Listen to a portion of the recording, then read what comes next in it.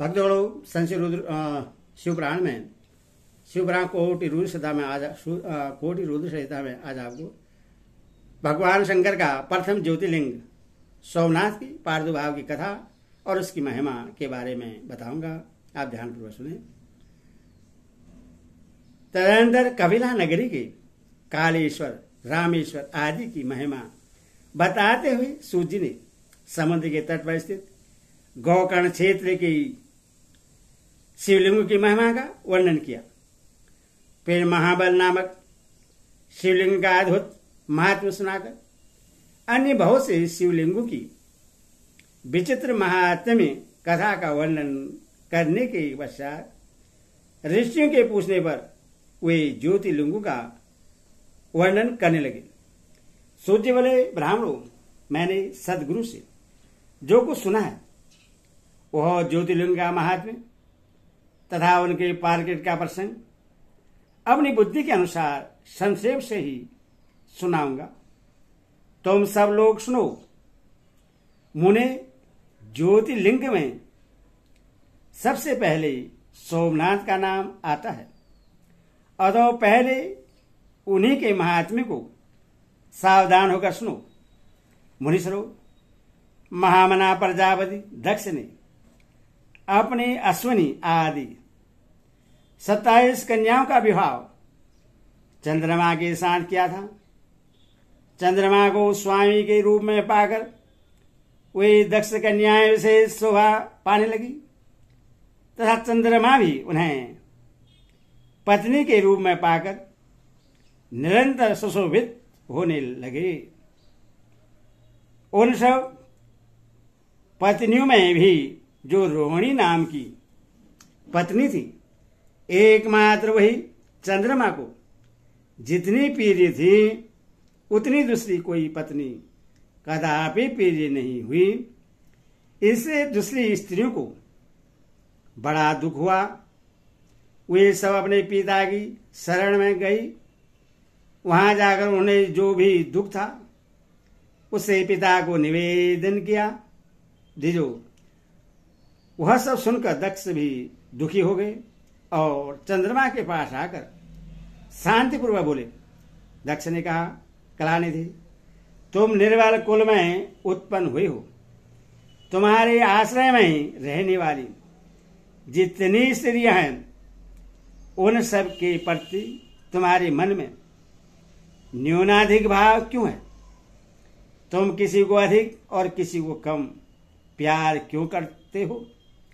अब तक जो किया सो किया, अब आगे फिर कभी ऐसा विषमतापूर्ण बर्ताव तुम्हें नहीं करना चाहिए, क्योंकि उसे नरक देने वाला बतलाया गया है। सूर्य कहते, महर्षि, अपने दामाद चंद्रमा से स्वयं ऐसी प्रार्थना करके प्रजापति दक्ष घर को चले गए। उन्हें पूर्ण निश्चय हो गया था कि अब फिर आगे ऐसा नहीं होगा, पर चंद्रमा ने प्रबल भावी से विवश होकर उनकी बात नहीं मानी। वे रोहिणी में इतने आसक्त हो गए थे कि दूसरी किसी पत्नी का कभी आदर नहीं करते थे। इस बात को सुनकर दक्ष दुखी हो फिर स्वयं आकर चंद्रमा को उत्तम नीति से समझाने तथा न्यायोचित बर्ताव के लिए प्रार्थना करने लगे। दक्ष बोले, चंद्रमा, सुनो, मैं पहले अनेक बार तुमसे प्रार्थना कर चुका हूं, फिर भी तुमने मेरी बात नहीं मानी। इसलिए आज सांप देता हूं कि तुम्हें क्षय का रोग हो जाए। सूर्य कहते हैं, दक्ष के इतना कहते ही क्षण भर में चंद्रमा क्षय रोग से ग्रस्त हो गए। उनके क्षीण होते ही उस समय सब और महान हाहाकार मच गया। सब देवता और ऋषि कहने लगे कि हाय हाय, अब क्या करना चाहिए? चंद्रमा कैसे ठीक होंगे? मुने, इस प्रकार दुख में पड़कर वे सब लोग विहल हो गए। चंद्रमा ने इंद्र आदि सब देवताओं तथा ऋषियों को अपनी अवस्था सूचित की। तब इंद्र आदि देवता तथा वशिष्ठ आदि ऋषि ब्रह्मा जी की शरण में गए। उनकी बात सुनकर ब्रह्मा जी ने कहा, देवताओं, जो हुआ सो हुआ, अब वह निश्चय ही पलट नहीं सकता।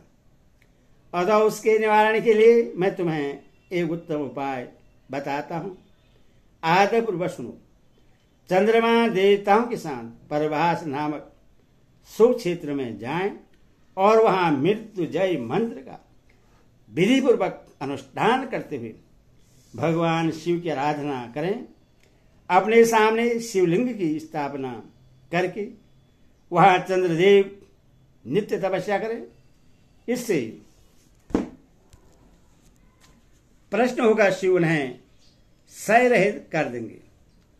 तब देवता तथा ऋषियों के कहने से ब्रह्मा जी की आज्ञा के अनुसार चंद्रमा ने वहां 6 महीने तक निरंतर तपस्या की। मृत्युंजय मंत्र से भगवान विष्णुध्वज का पूजन किया।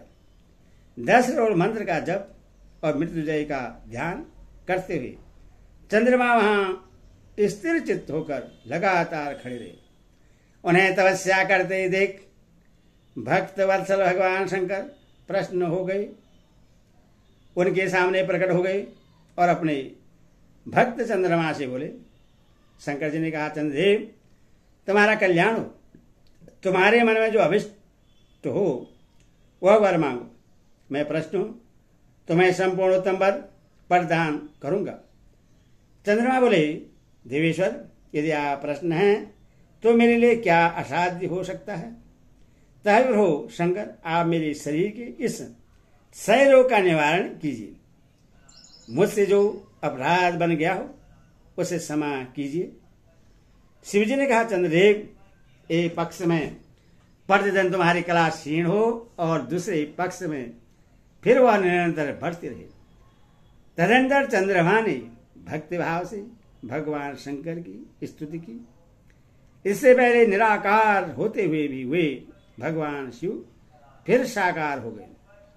देवताओं पर प्रश्न हो उस क्षेत्र के महात्म्य को बढ़ाने तथा चंद्रमा के यश का विस्तार करने के लिए भगवान शंकर उन्हीं के नाम पर वहां सोमेश्वर कहलाए और सोमनाथ के नाम से तीनों लोगों में विख्यात हुए। ब्राह्मणों, सोमनाथ का पूजन करने से वे उपासक के क्षय तथा कोढ़ आदि रोगों का नाश कर देते हैं।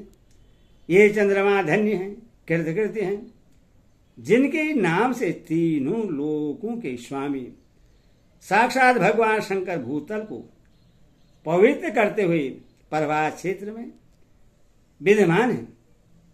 वही संपूर्ण देवताओं ने सोमकुंड की भी स्थापना की, जिसमें शिव और ब्रह्मा का सदा निवास माना जाता है। चंद्रकुंड इस भूतल पर पाप नाशन तीर्थ के रूप में प्रसिद्ध है। जो मनुष्य उसमें स्नान करता है वह सब पापों से मुक्त हो जाता है। क्षय आदि जो असाध्य रोग होते हैं वे सब उस कुंड में 6 मास तक स्नान करने मात्र से नष्ट हो जाते हैं।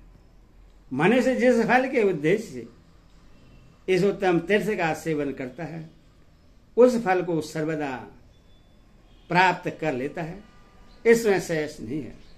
चंद्रमा निरोग होकर अपना पुराना कार्य संभालने लगे। इस प्रकार मैंने सोमनाथ की उत्पत्ति का सारा प्रसंग सुना दिया। मुनिस्वरूप, इस तरह सोमेश्वर लिंग का प्रादुर्भाव हुआ है।